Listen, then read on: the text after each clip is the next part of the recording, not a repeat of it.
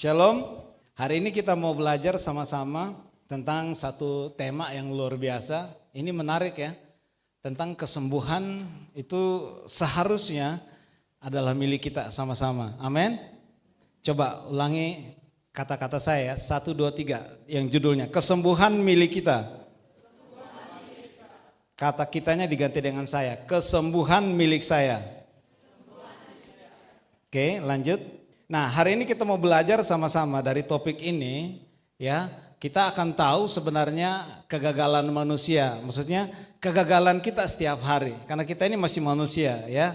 Jadi kegagalan kita setiap hari sehingga kita mengalami hal-hal yang seharusnya tidak kita alami gitu ya. Hal-hal yang bahkan menyakitkan hidup kita, bahkan secara badani menyakiti kita dan lain sebagainya. Bahkan cuma bukan untuk kita.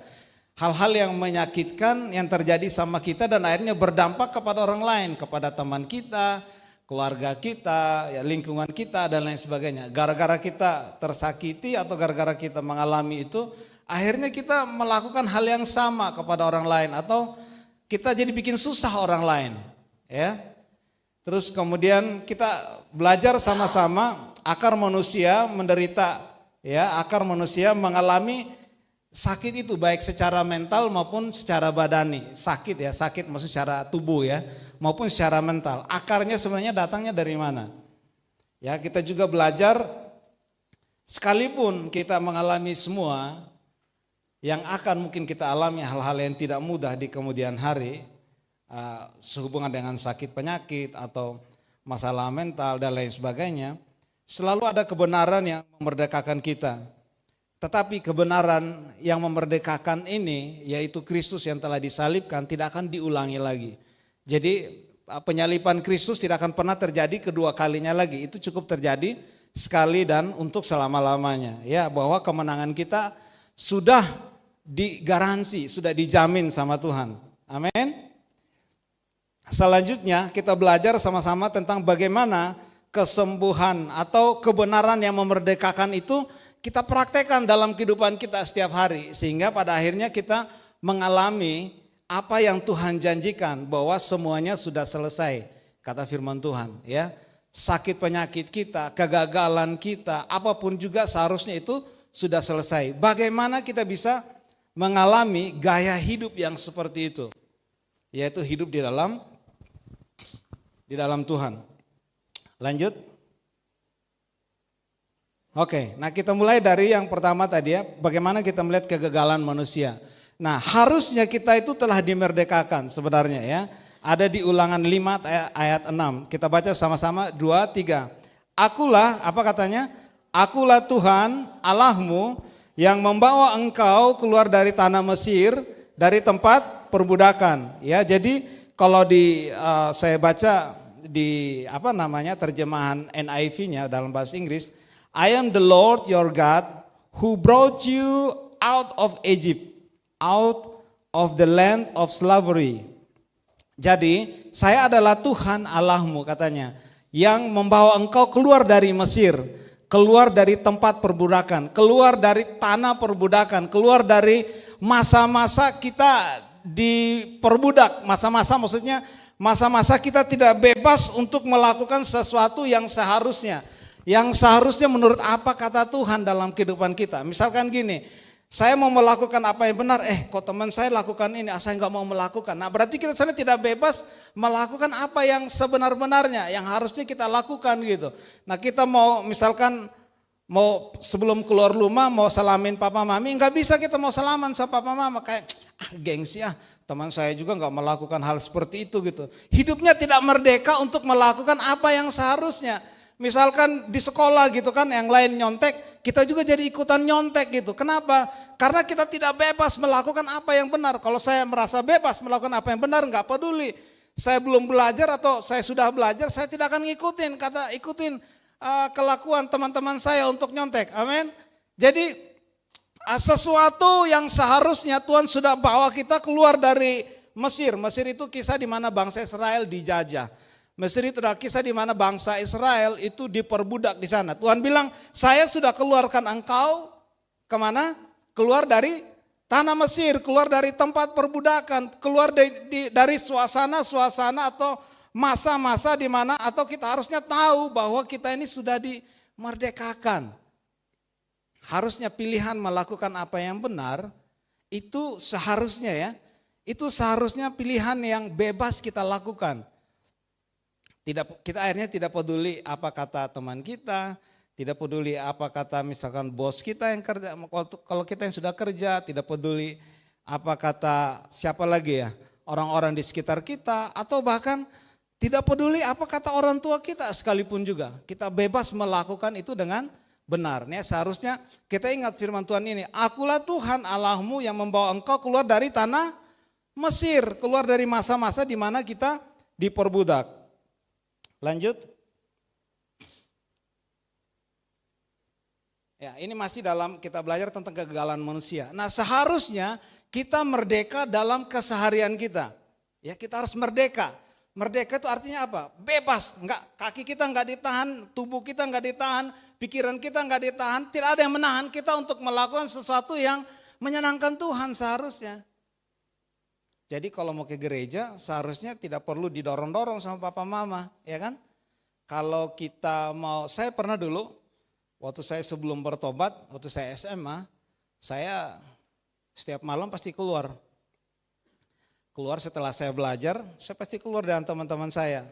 Ya namanya juga remaja, bergaul, sampai berantam dan lain sebagainya gitu kan. Pernah suatu saat saya pulang mabok, karena mabok gitu kan dan lain sebagainya. Terus kemudian oma ya, mana si Yehuda, si Om udah gitu-gitu kan. Wah ini bau apa namanya, bau minuman katanya gitu kan, mabok.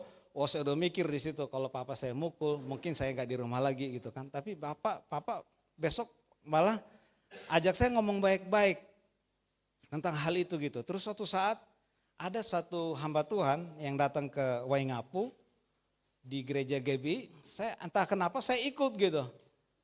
Dia lakukan KKR. Nah disitulah kali pertama kali saya mengenal Tuhan dan disitu saya begitu hancur hati. Waktu saya masih SMA di sana, saya menerima Tuhan sebagai juru selamat saya di situ.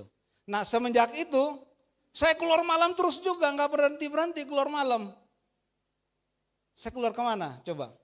Seminggu saya bisa ikutin 3 kali persekutuan. Dari sebelumnya main dengan teman-teman, saya ikutin 3 kali persekutuan. Sampai suatu saat opa bilang, kamu ini dari gereja setan apa katanya gitu. Karena ternyata setelah saya bertobat, kelakuan saya masih belum berubah, artinya keluar malam. Yang dia nggak tahu, yang beliau nggak tahu, saya keluar malam itu ikut persekutuan, bukan lagi nongkrong dengan yang lain. Di situ saya belajar, kalau konteksnya dengan hari ini merdeka, coba mas, klik 1. Klik ya, pikiran dan prasangka yang tidak benar. Kalau seandainya saya saat itu tidak merdeka dalam hari itu, saya tidak akan seperti ini sekarang. Tapi fondasi waktu setelah saya bertobat adalah persekutuan-persekutuan yang saya ikutin itu saat itu. Jujur itu yang saya alami. Itulah kemerdekaan yang sesungguhnya. Enggak peduli apa yang orang katakan. Saya dulu kalau terlambat upacara orang lain dihukum loh. Tapi yang saya bingung sampai hari ini masih saya bingung, kepala sekolah lihat saya biar aja jalan. Lihat saya ya itu salah ya, tapi saya mengalami itu. Saya akhirnya belajar menjadi orang yang jujur di sekolah, apa adanya di sekolah. Dan itu yang terjadi. Bahkan waktu saya kuliah, saya pernah diarak-arak, taruh di sini di IPB, taruh di atas bahu. Kampanye supaya jadi BEM, Badan Eksekutif Mahasiswa di IPB. Ya, padahal saya ini dari teman-teman ya tahu lah kalau IPB kan itu lebih banyak dari teman-teman kita sebelah ya. Tapi saya diminta saat itu untuk jadi badan eksekutif kampanye gitu dari satu kelas ke kelas yang lain dan lain sebagainya. Dan mereka tahu siapa saya. Yang dulu Bang Bronson itu kalau ada PD Rapuan dia bilang besok ada PD Rapuan gitu. Dia berbohong Bang Bronson. Kenapa? Karena saya orang yang paling aktif. Jadi kemerdekaan itu mempengaruhi saya melakukan apa yang seharusnya. Saya tidak akan ada di tempat ini, bisnis saya tidak akan seperti ini kalau bukan Tuhan yang tolong saya. Jadi ini ingat baik-baik, pikiran dan prasangka kita yang tidak benar, kita harus menang dari hal ini. Itu yang maksudnya keluar dari Mesir. Lanjut. Ya, lanjut. Tidak dalam tekanan atau bebas memutuskan. Kita nggak boleh ada dalam tekanan. Karena kita sudah merdeka. Tahu nggak orang yang merdeka? Nggak ada yang bisa mempengaruhi dia melakukan sesuatu apapun juga. Sama juga seharusnya pilih mau makan Indomie atau mau makan telur. Pilih yang mana? Kalau kita hidup dalam Tuhan seharusnya Roh Kudus bilang sama kita, jangan makan Indomie. Kenapa? Karena gak baik kan bagi tubuh kita. Ini kita belajar ya, kesalahan. Yang seharusnya kita merdeka dari hal-hal yang seperti itu. Bukan hanya rokok, enggak. Kita bicara Indomie juga hal yang gak benar. Sebenarnya, kalau sekali 3 bulan sih gak apa-apa. Tapi kalau lu terus menerus makan itu juga gak benar. Bikin tubuh gak sehat juga gak benar. Kenapa? Ini tubuh kan baiknya Tuhan.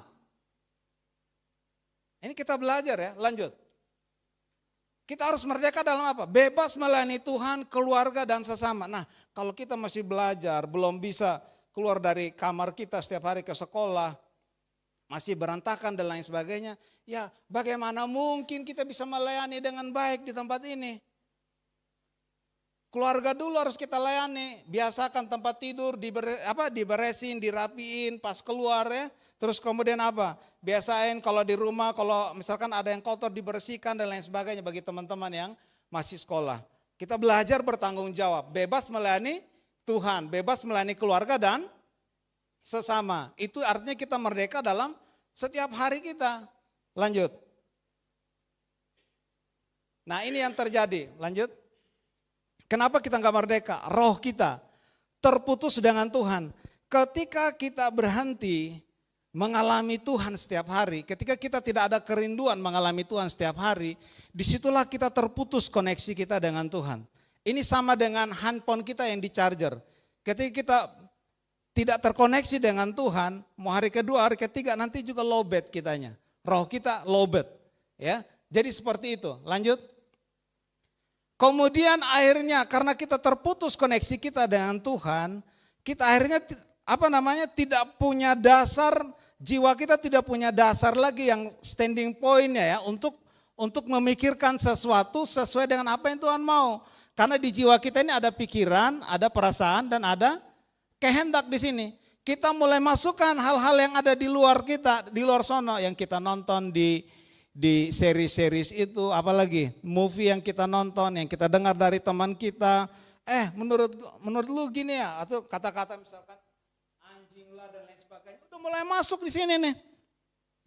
Udah mulai mikir kita mulai mikir bahwa oh iya itu asik ngomong kayak begitu, ini namanya juga kita gaul, masa kagak boleh ngomong yang gitu-gituan, ya kan? Mulai masuk di pikiran kita. Diolah sama perasaan kita, mulai ada rasa senang ketika kita ada berkumpul dengan teman-teman yang seperti itu, ngomong seperti itu, berperilaku seperti itu gitu kan. Terus kemudian kita memutuskan bersama-sama dengan mereka melakukan itu, mengatakan hal-hal yang seperti itu. Ini contoh aja, lanjut. Nah, ketika kita terbiasa seperti itu, kita sudah terputus koneksinya dengan Tuhan, jiwa kita mulai terganggu dan lain sebagainya. Nah disitulah mulai sebenarnya yang implikasinya itu ke tubuh kita. Misalkan kita mulai rasa sakit dan lain sebagainya. Ini secara singkat aja ya saya sampaikan. Kenapa seperti itu? Dokter aja bilang ya kalau nggak salah 80% penyakit manusia itu dimulai dari apa? Pikiran.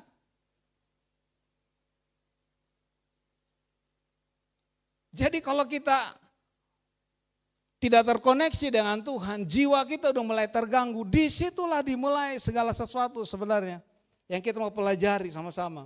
Inilah kegagalan kita. Lanjut. Ya. Nah inilah ketika yang seperti yang saya sampaikan tadi, kita mulai diperhamba kembali dengan hal-hal yang seperti itu tadi. Lanjut. Nah Keluaran 20 ayat 5, dosa. Hal-hal apa aja sebenarnya yang membuat kita mengalami hal yang seperti itu ya. Ini juga terjadi sebenarnya bukan semata-mata karena pilihan kita sendiri ya. Di firman Tuhan katakan di Keluaran 20 ayat 5, sebab aku Tuhan apa katanya? Allahmu adalah Allah yang cemburu, yang membalaskan kesalahan bapa kepada anak-anaknya, kepada keturunan yang ketiga, keempat, dari orang-orang yang membenci aku. Jadi ada dosa, ada kutuk secara keturunan. Kalau nggak percaya sering nonton film kan, film-film silat misalkan, atau film kerajaan-kerajaan dahulu dan lain sebagainya itu. Jadi misalkan kalau pedangnya, ilmunya itu nggak akan turun ke keturunan yang lain. Dia turun melalui darahnya dia, cucunya atau cicitnya dan lain sebagainya. Itu memang benar seperti itu.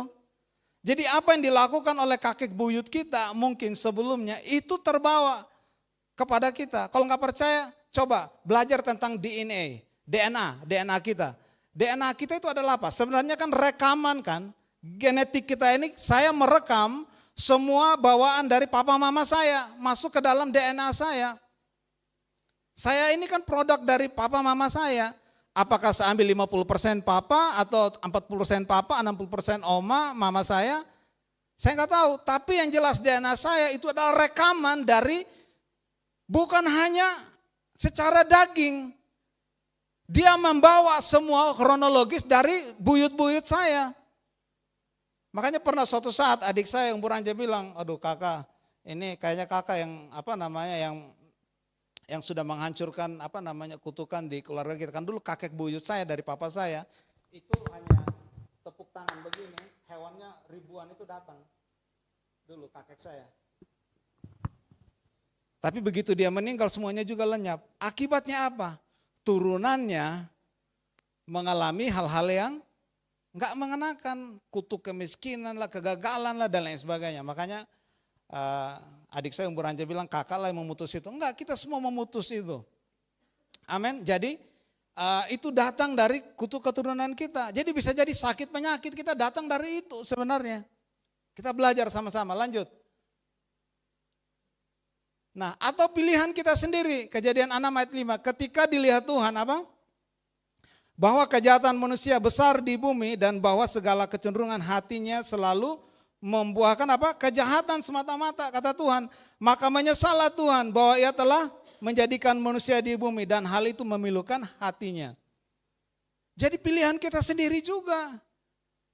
Jadi bukan hanya sekedar karena hal yang kita tidak bisa kontrol, tapi datang dari sesuatu yang kita bisa kontrol. Tapi kita itu tadi yang saya bilang, kita udah terputus dengan Tuhan, terus kemudian jiwa kita mulai meramu segala sesuatu yang ada dari luar, pengajaran-pengajaran lah, apa kata teman kita lah, film dan lain sebagainya, sehingga kita mulai hidup dalam prasangka-prasangka yang nggak benar. Nah termasuk kemarin pernah ada kejadian, saya dan anak saya waktu itu kita jalan di Jogja, Yehuda, ada suatu titik di mana dia nangis di situ oleh ada suatu kejadian gitu. Tapi saya sampaikan, kamu harus menang dari hal itu, dari prasangka-prasangka itu. Karena apa? Karena iblis berusaha mempengaruhi kita dengan prasangka-prasangka yang kebenar. Amin. Ya. Terus kemudian lanjut. Halo.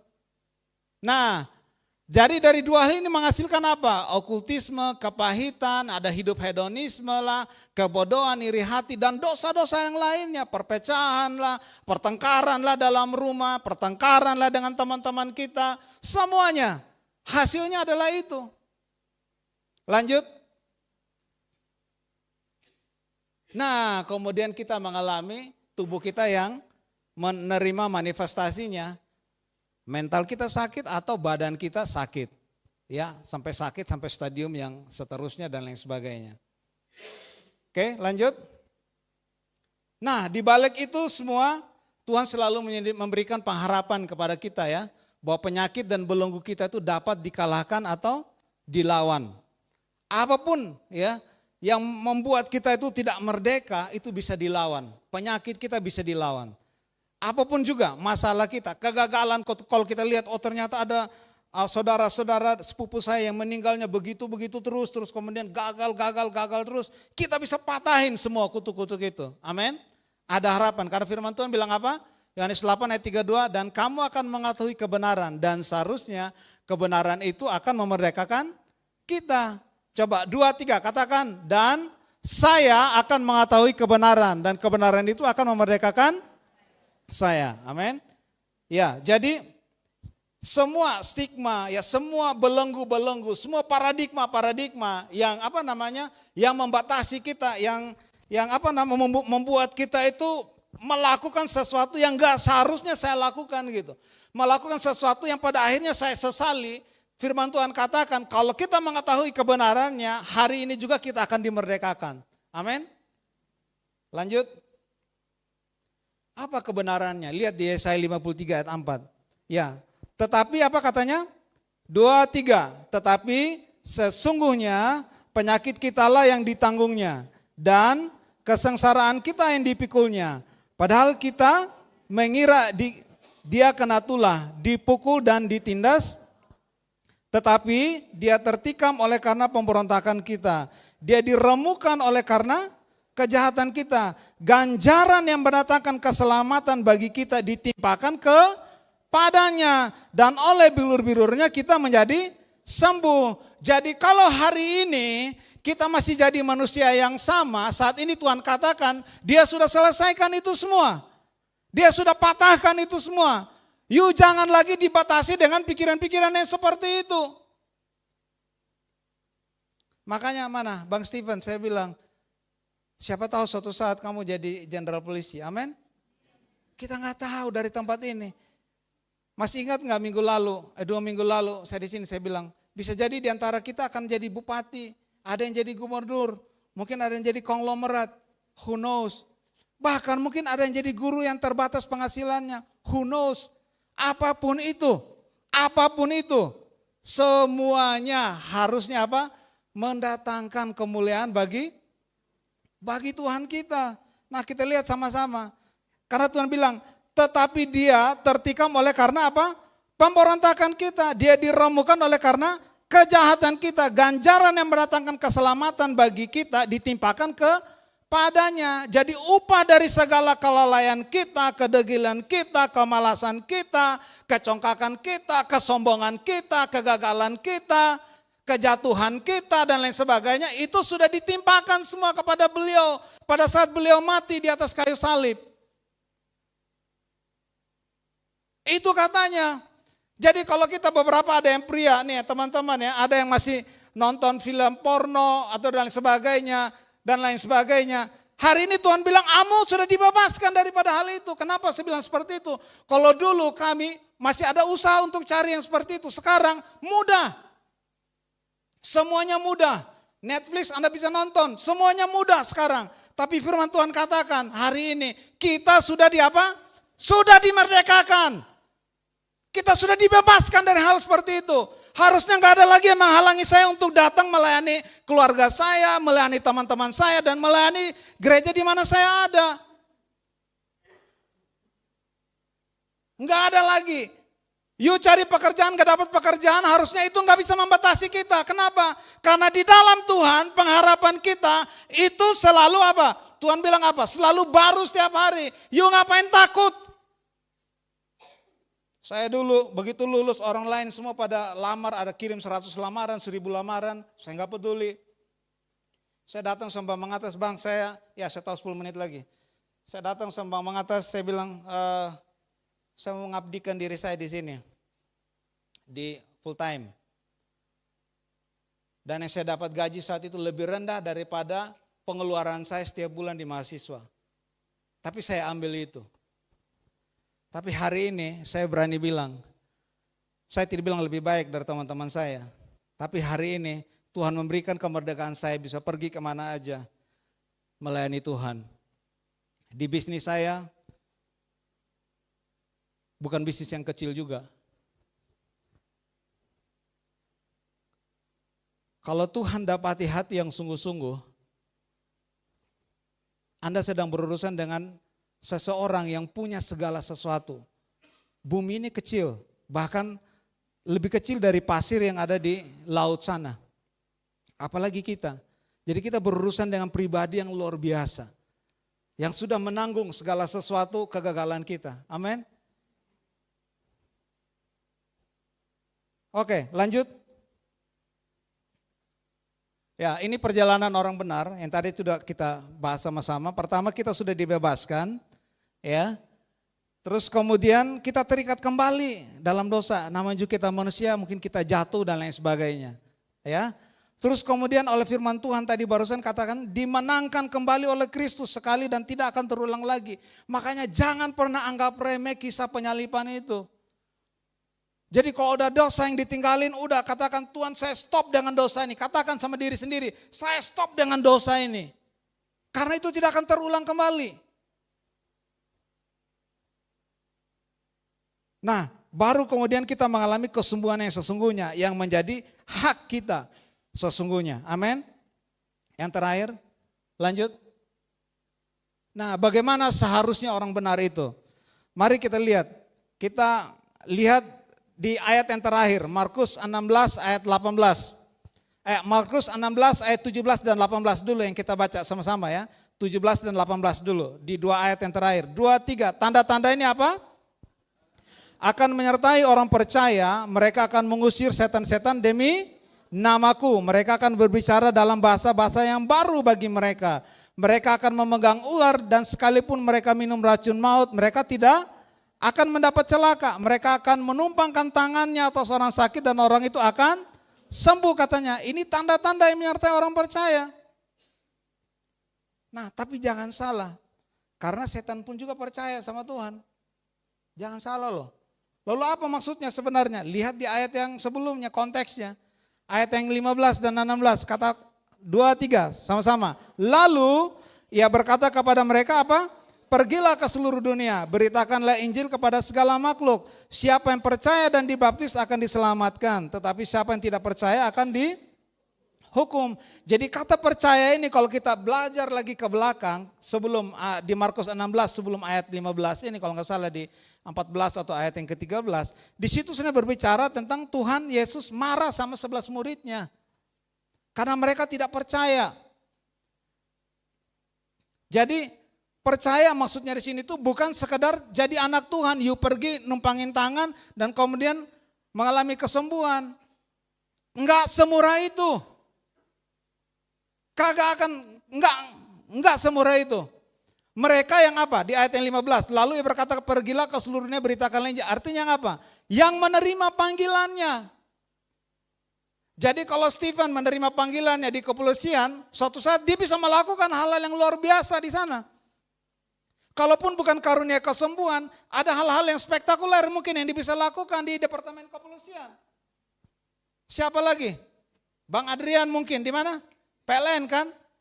Ya, you bisa dipakai Tuhan melakukan sesuatu yang luar biasa di sana. Dalam Tuhan gak ada yang cengengesan. Serius. Kita bisa dipakai Tuhan. Kita datang ke tempat ini bukan karena ada orang tua yang suruh kita datang.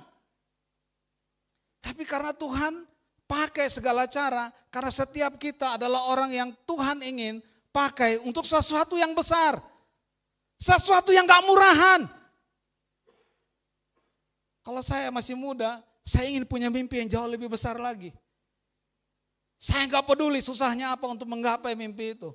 Selama saya bergantung sama Tuhan, saya tahu saya bisa mengalahkan tantangan apapun juga.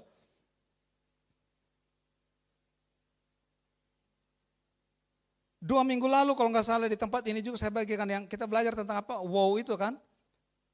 Berjalan di atas air. Hanya Petrus di atas perahu itu semua yang menerima panggilan Tuhan juga di atas perahu. Pergi dia, berangkat mereka.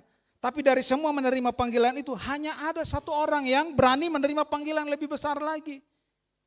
Yang mengalami kemustahilan dalam hidup dia. Jadi ini serius. Kamu mau habiskan masa muda dengan hal yang biasa-biasa, jangan sampai suatu saat kamu menyesal. Jangan sampai menyesal. Tuhan serius. Bahkan dari tempat yang kecil ini, saya percaya ada bupati mungkin, ada gubernur mungkin. Kalau ada artis mungkin, bisa jadi ada artis di tengah kita. Ada konglomerat mungkin. Tapi mereka orang-orang yang apa? Sepenuh hatinya takut hidup dalam Tuhan. Gak ada yang main-main di dalam Tuhan. Kenapa? Karena kesembuhan itu bukan karunia yang main-main. Jangan karena merasa saya percaya sama Tuhan terus datang tumpangin orang. Kalau menurut saya enggak seperti itu konteksnya. Kalau kita benar-benar mengalami panggilan Tuhan dalam kehidupan kita, kita pergi, mungkin Tuhan akan melakukan itu. Amin.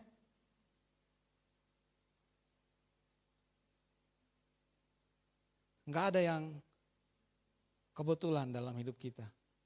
Teman-teman ada di gereja yang enggak sebesar di gereja-gereja besar yang lainnya, enggak ada yang kebetulan. Amin. Kita lahir dari keluarga seperti apapun juga, enggak ada yang kebetulan. Ya. Ada maksudnya semua. Ada orang yang lahir dari keluarga yang sudah mapan. Ada orang yang lahir dari keluarga yang belum mapan, yang tidak mapan. Ada orang yang lahir dari keluarga yang broken home.